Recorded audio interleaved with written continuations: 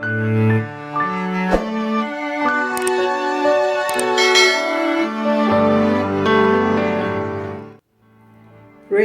the Lord. Ishranka watiasifo nyankopon. Abraham nyankopon. Isaac nyankopon.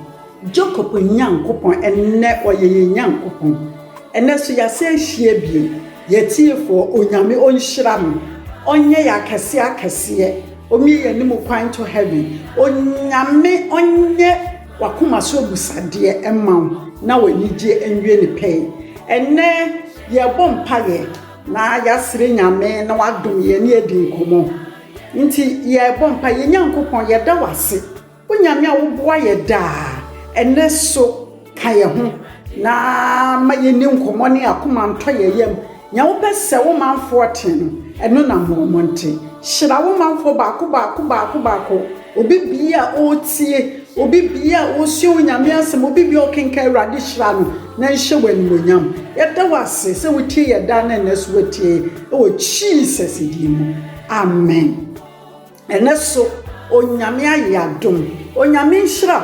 se waye krado se neso wobemi atwetwe nkomo yetiefo onyame onyam akese dia wodo nsabesom bia nyame ma ne nyeye onyame ma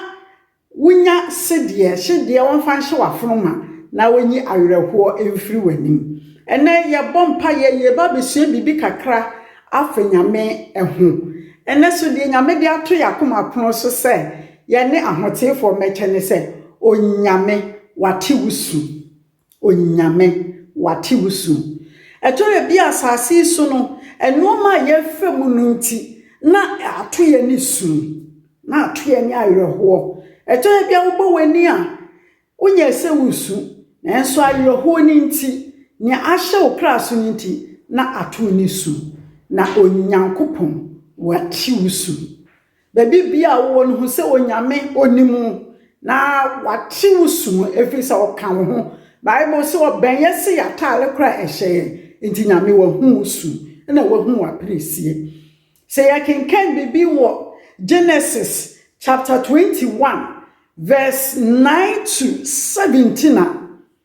na Hagar abawa Sarah edina mani kunu Abraham na waware wone na tena na omawo na omawo Ishmael na wawo Ishmael no na Ishmael nyini no na afa abawa no opeso ne ne madam yepe enti edu baabi no na madam eka kire Abraham say ma afna no ene ne ba no enko ma afna no ene ne ba no enko ena wo nyame a oye nyansebu akwanyankopon na wonim bibie nti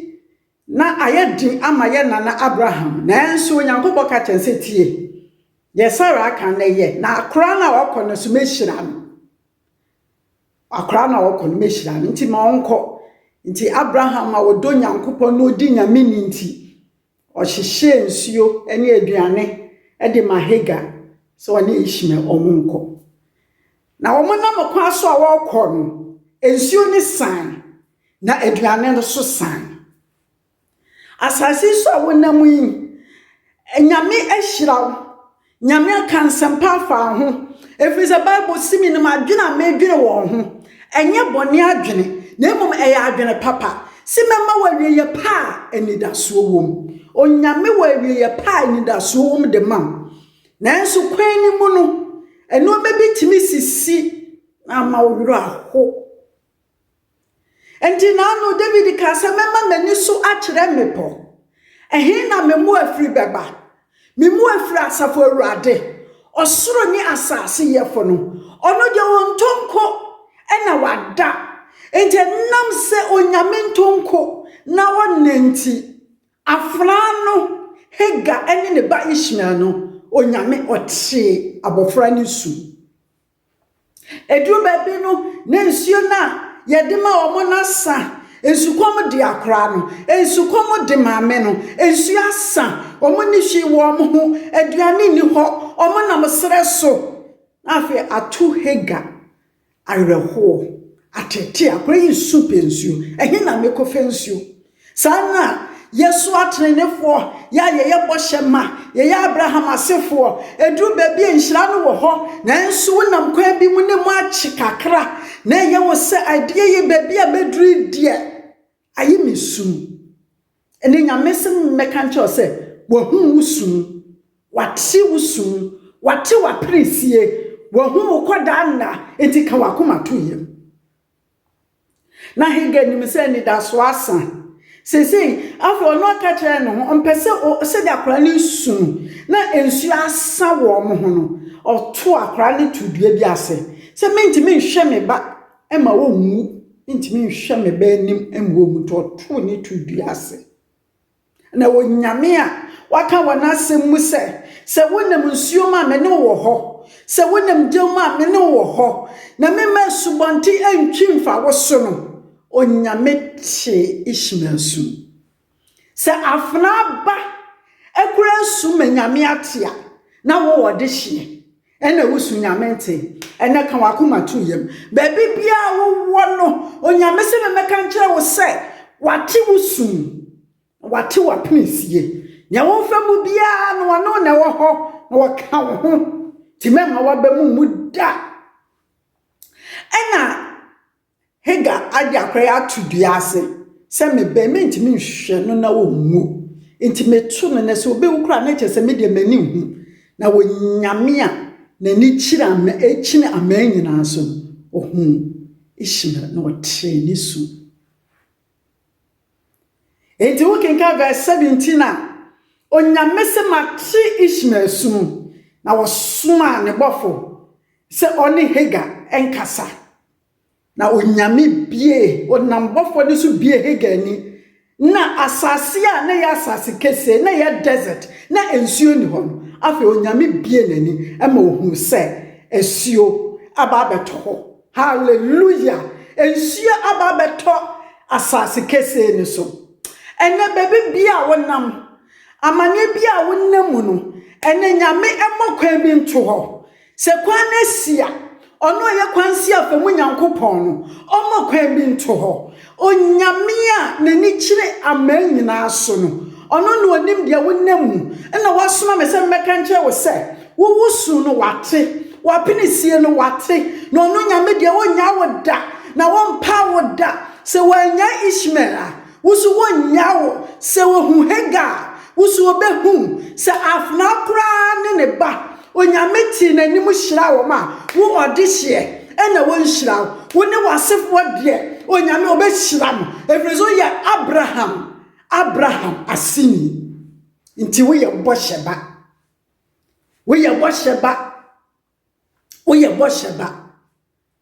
na se afna kwa ne ba onyame hyira wo ma na wo na hega etu nani ohwese nsuo ena ewowi a wosebi ma ne be a enkwa aba wo mu na Yakobo so ka se mema wa ye eman bebre supenye mema na ye a nation mema na ye oman na sefo be ye man safna ebakra nyame hyiranse ya na wo Abraham asini wo de wo hyira ne dos enti dia ma wusu no pepa wanim ni suo na nyame de se de hye wa afroma bosha ne se twentwen ne nase kra bade bebem na bamu awie nyame se wate wusu babia wusu wasu akodru bia no o se enne pepa waniwam ni suo na wode se de hye wa afroma dia aye desert dia ya asase kese a na wonim se nidaso bia ni ho no ene nidaso ofri ho aba ene nidaso efri ho aba enti you ready every se nsuo bi ba be pie every asase kese so na wode adwojo kra enhyanka wate achefo nyankopon onde onyame ontonko no na onyame a onni yeni nsapanja onyame a okaye ho nti hega ni Ishmael no ka ho Saa nyame no ka wo ho. Na wache me se me meka nkyere wo se wo su eduri nanim. Enti pepa wani wam nesuo. Na ensuo bi, animonyam bi, promotion bi, nyamesom pa bi, epie wo baabi, ewo asase kese so wunti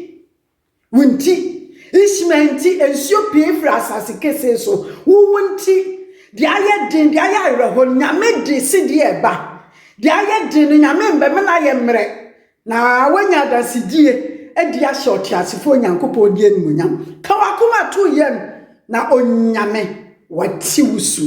se meka se woni nyame a mebɔ ne din a ono no oba ye na wobefe wiase bɔne nyina